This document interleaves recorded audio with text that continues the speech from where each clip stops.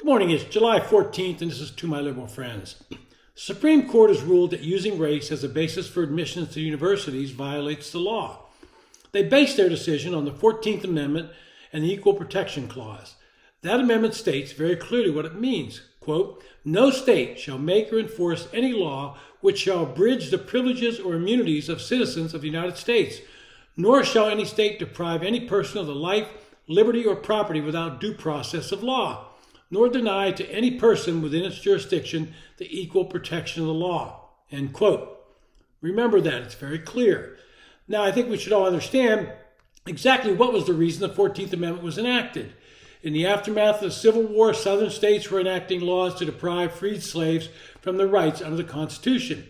Specifically, they were writing laws that said if your parents were not citizens, then you're not a citizen, therefore you cannot vote.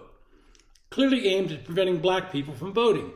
Fast forward to 1964 and Congress passed the Civil Rights Act. As most of us old enough to remember how things were progressing prior to the passage of the Civil Rights Act, we understood that segregation was still very prevalent in the southern part of the United States. In the northern areas, there was also segregation, but done in a different way.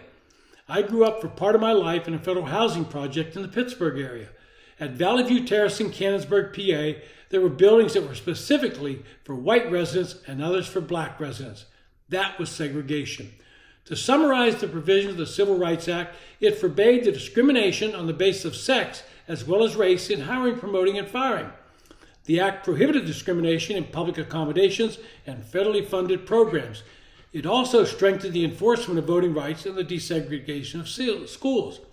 I should point out that in the original bill, discrimination based on sex was not included and was only added as an amendment in an attempt to prevent the passage of the Civil Rights Act. That attempt failed, and the part on sex stayed in. This decision by the Supreme Court has set many of the liberals into orbit. They've long viewed the use of race as a factor in equalizing admissions to universities as a viable tool that should be used. We've already heard reports that universities will now turn to using essays as a major part of the admission process. This brought a warning from the groups that brought suit against universities that if that tactic ends up as a method of identifying the race of students and using that to admit them, they'll be back in court immediately. Now, this brings us to an interesting dilemma on how private companies hire people. Based on that Supreme Court decision, corporate America will have to make an adjustment in their hiring practices. That means companies which are covered by Title VII of the Civil Rights Act should adjust their hiring, promotion, and retention policies to meet the same strictures that the justice applied to Title VII with regards to universities. That's going to require adjustments in corporate America. DEI policies that now exist in nearly all major corporations have institutionalized discrimination as clearly as affirmative action in university admissions. Title 42 of the U.S. Code of 1981 bans discrimination in contracting, but companies routinely sort contractors by race to meet diversity goals. The Supreme Court ended racial preferences in higher education last month, and that principle also applies to corporate America. That's the message of a Thursday letter from 13 state attorney generals to the Fortune 100, advising that hiring practices based on diversity, equity, and inclusion may also be illegal racial discrimination. And that means companies which are covered by Title VII of the Act should adjust their hiring, promotion, and retention policies to meet the same strictures the justice applied to Title VII. The court recognized that, quote, outright racial balancing is patently unconstitutional, and accordingly, the AG's right to principles, quote, apply equally to Title VII and other laws restricting race-based discrimination in employment and contracting, end quote. The letter cites specific examples of corporate policies that illustrate the pervasiveness and explicit nature of these racial preferences. In 2020, it says executives of 27 banks, tech companies, and consulting firms set an explicit racial hiring quota. The AG also said companies including Airbnb, Apple, Cisco, Facebook, Google, Intel, Lyft, Microsoft, Netflix, PayPal, Snapchat, TikTok, Uber, and others have also set policies that amount to discrimination on the basis of race. Microsoft set quotas for suppliers. In other examples, Adidas pledged to fill 30% of their new positions with Black and Latino workers.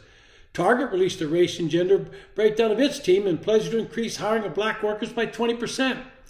In a letter to Target last week, Senator Tom Cotton, Republican from Arkansas, called the company's racial hiring benchmarks exactly the kind of civil rights quota that is illegal under federal civil rights law.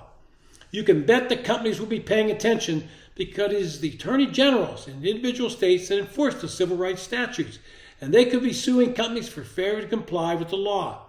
Should such a case come before the Supreme Court, they would most certainly apply the same logic as with the Harvard test case on affirmative action.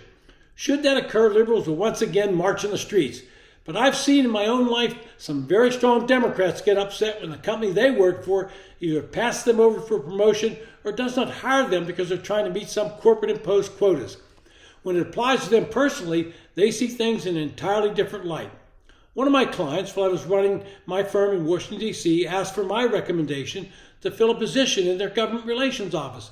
I gave them the name and resume of a highly qualified white male. The vice president running the office interviewed him and wanted to hire him for the position, but he received guidance from the corporate office that they wanted the position filled by a minority female. It did not matter that the white male would have performed the job at a higher level and actually been able to achieve beneficial results for the company. They were hiring based on identity politics, and that was the end of it. And this is what we're going to come up against in hiring today. You cannot violate the Civil Rights Act. You cannot hire based on race. You cannot hire based on gender. You must allow everyone equal protection under the Equal Protection Clause. This has been To My Liberal Friends.